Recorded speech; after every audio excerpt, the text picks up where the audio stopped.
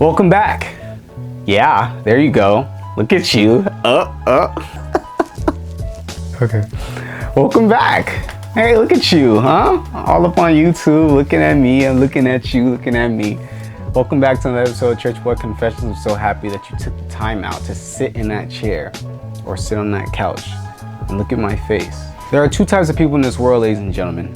The afraid and the aggressor. The afraid, they don't like to rise to the challenge. In fact, they like to shrink back. They're scared of what's gonna happen next, and they wake up every morning with an anxious mind. While the aggressor rises to the challenges. They seize the moment. They're not afraid of much of anything.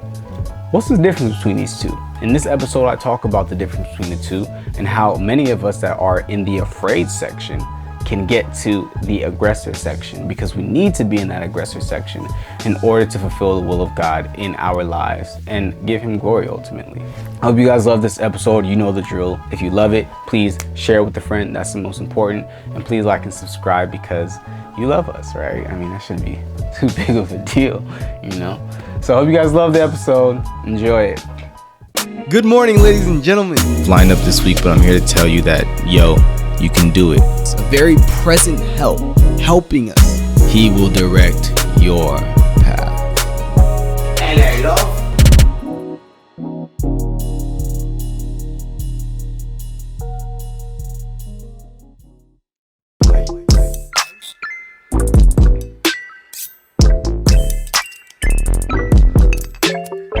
I normally talk about origins, like why the message came about.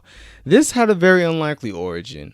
This message, believe it or not, whether you like him or not, originated from 50 Cent. And this was him in like a breakfast club interview. And this is what he said. And it really hit me when he said this the first time. He said, "Do you want to feel like you're afraid all the time? Or do you start to become the aggressor?" And he was talking about some beef he had or whatever, but that's not how I heard it. Like, it was just more that statement right there stood out to me. He asked the question, do you want to feel like you're afraid all the time, or do you want to become the aggressor? Because I must say, I feel like in my life, I have been afraid a lot. And time after time, week after week, I come behind here, I talk about how much uncertainty there is in my life, specifically right now. And a lot of uncertainty leads to fear. And I must say that every now and then, it's kind of weird. Like, it doesn't happen to me all the time, but like, I don't know if this happens to you, where it's like you feel some type of way for so long to the point where it's just like, damn, I'm tired of feeling this way. Because the way I see it is that there's two different people in this world. And it's kind of like what he highlighted in this quote, but I'm going to branch off from that quote and go into our lesson, because there's two people in this world. There are the afraid and the aggressor. The afraid and the aggressor. And I feel like I've been on the afraid side for way too long. The afraid people are scared all the time. When a new challenge or a new obstacle comes, they shrink in fear. They never really are enthusiastic about what's going to happen next. They're very pessimistic, whatever it might be. And they wake up every morning with anxiety on their mind. And they allow that anxiety to change their, how they act in the day or whatever it might be. There'll be days where I wake up and it's like, it's going to be a great day. But the fact that I'm thinking about all these different things that I need to do, that I didn't do good enough, whatever it might be, it changes my mood because I'm afraid. Because I'm afraid. I want to be an aggressor. And I hope that you want to be an aggressor too. And if you want to be an aggressor, continue to listen to this episode. If not, turn me off. It's like I'm playing, don't turn me off.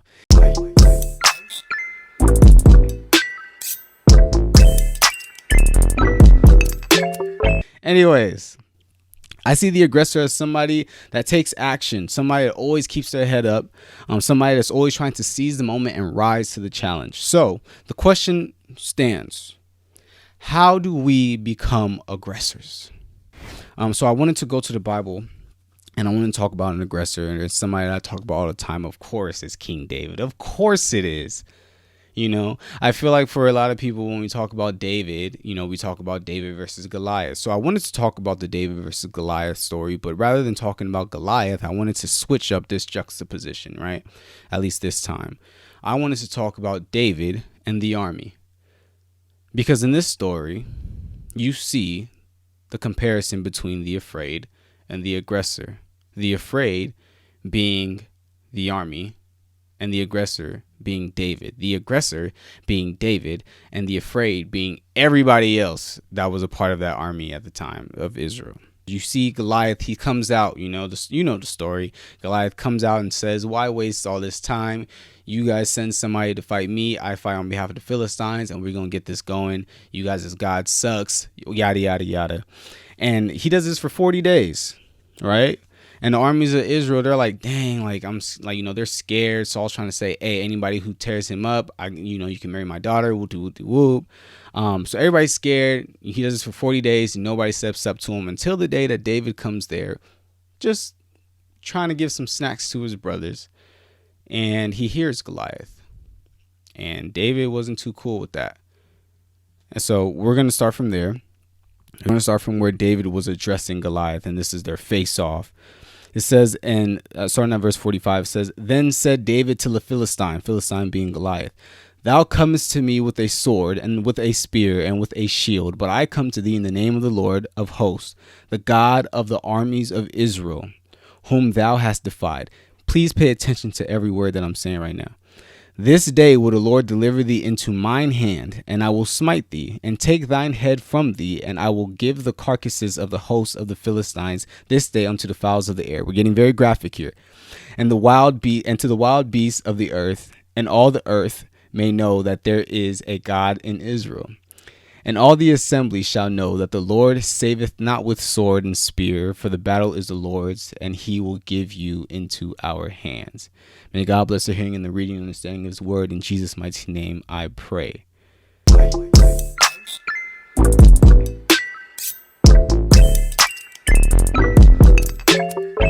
It wasn't David versus Goliath. Because we always say David versus Goliath, David versus Goliath. Oh, David and Goliath, David and Goliath. David and Goliath. It was David versus Goliath to everybody except David.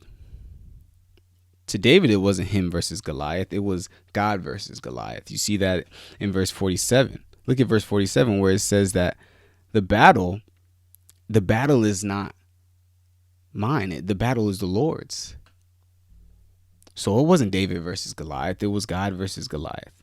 He recognized that, this is not just the army of Israel. This is God over the army of Israel. He recognized that it wasn't him that was just trying to get a kill, but he recognized that it was God delivering the kill to him. He recognized that it wasn't him versus Goliath. It was God versus Goliath, and he was just a vessel being used at the time. It seems like, they give the description of Goliath, and he's a really big guy, right? He's a giant, and he also has all this big old armor, and they know that he's been raised as a child of war and all that different stuff. But you realize that the reason why these guys were not up for this fight is because it seems like they were comparing themselves to Goliath, weren't they? They were comparing themselves to Goliath. They compared themselves to the obstacle. It wasn't God versus Goliath for them. It was us versus Goliath. They had poor self-image. They thought they were nothing compared to him. And ultimately, and this is the kicker right here, they thought that they had to win on their own strength. Having confidence in yourself is great. Trusting in your abilities is great. But it's not going to win every war for you. It's not. You see, when you trust in your abilities, you'll trust in it because of your wins and losses. That's why you trust in your abilities, because of your track record.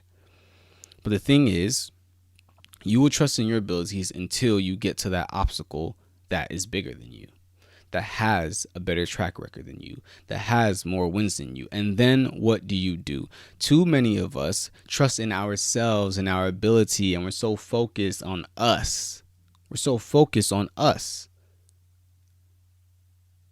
But it's not about trusting in our abilities. It's about trusting in God's ability to use us.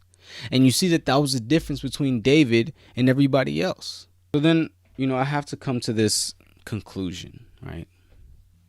Because some people thought that it was dumb to go up against Goliath. But then David thought completely different. So what's the conclusion here? What's the difference between the aggressor and the afraid? Well, I say that the difference between the aggressor and the afraid, people who are afraid and people who are aggressors, stems from ultimately a misanalysis of the situation. That's where it stems from. A misanalysis of the situation. You know why? Because for the afraid, it's us versus the obstacle. It's about us. Can we do it based on our abilities, based on who we are, whatever it might be? Can we do this thing? And when you come to something that looks bigger than you, you shrink back. But for an aggressor, it's different. The way they analyze situations that we look in the Bible was that it's not me versus you, it's God versus you. It's not me versus them, it's God versus them. Ultimately, I want you guys to understand something. If you disregard God's part, if you disregard God's power in a situation, that's you being afraid. It triggers your fear. That's where it comes from.